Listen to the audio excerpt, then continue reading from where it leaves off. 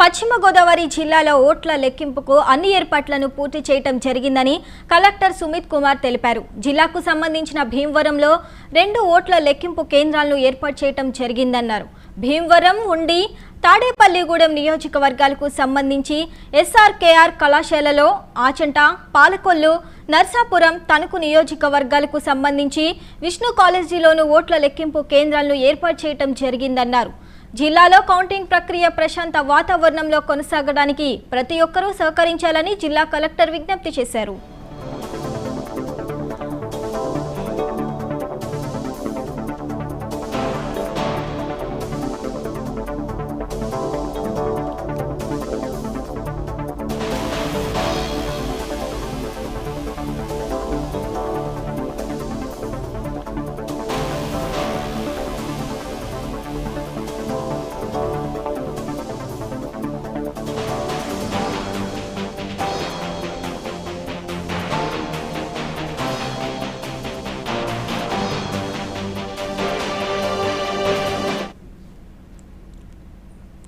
మేడ్చల్లో counting కు అధికారులు అన్ని ఏర్పాట్లను పూర్తి చేశారు.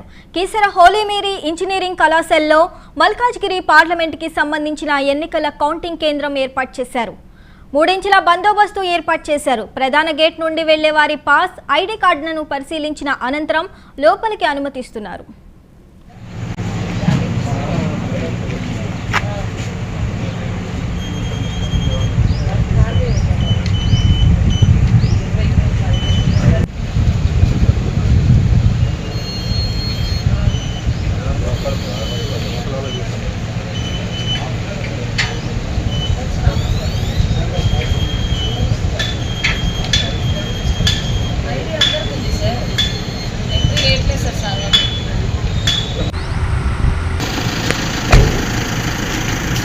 Yes,